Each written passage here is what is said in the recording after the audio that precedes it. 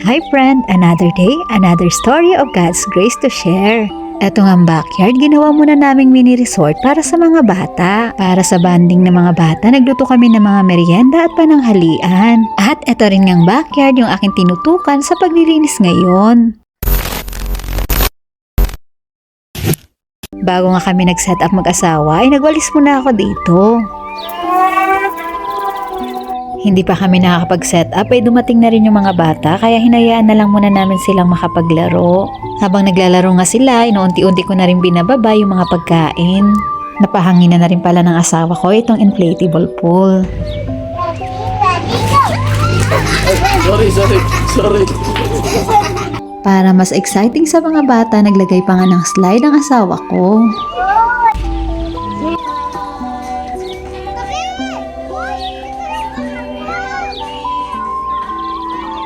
Habang nag-e-enjoy yung mga bata, nagsimula na rin ako sa paghahanda ng pagkain.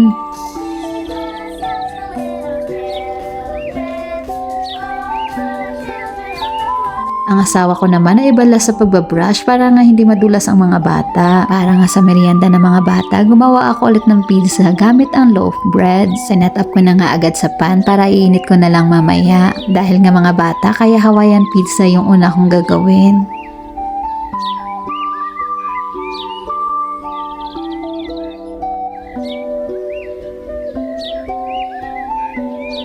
Pagkasalang ko nga, gumawa na rin ako agad para sa aming mga adult. Bale sa ham at pineapple, nag-add nga lang ako ng bell pepper at onion.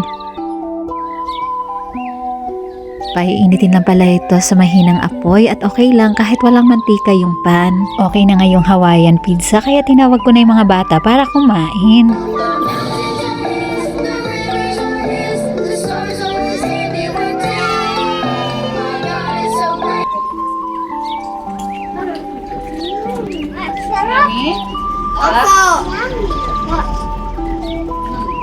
Nakakatuwa nga't nagustuhan talaga ng mga bata yung ating DIY pizza. At habang nagmemeryenda nga, nag-start na rin yung asawa ko sa pag-iihaw nitong liempo. Maliban nga sa pool activity ay meron din silang swing activity dito. Hinayaan lang namin ng mga bata habang hinahanda ang pananghalian.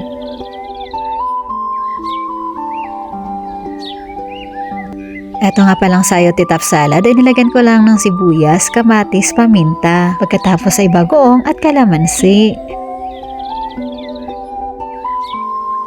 Maliit nga lang itong inflatable pool ni Bia pero sobrang nag-enjoy talaga yung mga bata. Baka gusto nyo nga pala ng ganito lalo na't mainit na nga ang panahon ngayon. May nilagay akong link dyan sa comment section. At dahil luto na nga yung mga ulam kaya nananghalian na din kami. At pagkatapos nga kasi neto, uuwi na din sila. Family mandate is over na nga kaya kinabukasan back to work na. At eto nga yung target ko na malinisan ngayon habang naglalaba. Pagkatapos nga sinabay ko na rin yung pagpupunla ng mga gulay at nilagyan ko na ng pangalan para hindi ako malito.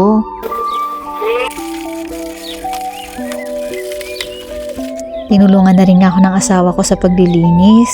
At pati nga itong mga halaman ay naisip ko na ring linisan. At napaisip nga akong i-general cleaning na lang talaga ito. At eto nga palang mga tinatanggal kong halaman ay nakapatong lang kaya ibabalik ko rin kapag nalinisan na ito. Ganito na ngayon naging itsura nung natanggal ko nga yung mga berdeng halaman. Kaya kahit papaano nga mas madali nang linisin ito.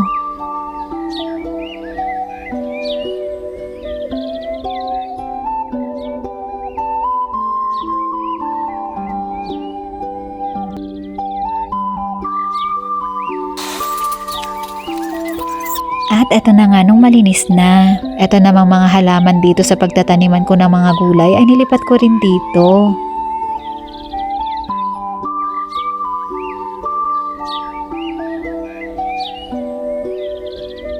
Pagkatapos ko ngang maitanim ang galing sa plant box, binalik ko na rin yung mga halaman na aking tinanggal.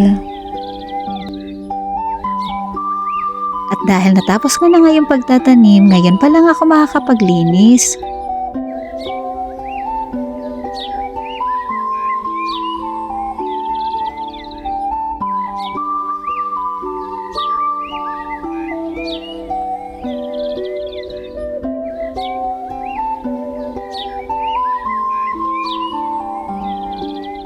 sa masayang fellowship kasama ang mga bata at ang kanilang mga magulang, sa mga masasarap na pagkain, sa kalakasan para makapaglinis. Tunay na ang lahat ng ito ay biyaya mula sa Diyos. Kaya sa Kanya ang pinakamataas na papuri at pasasalamat. Thank you for being with us and see you in my next sharing.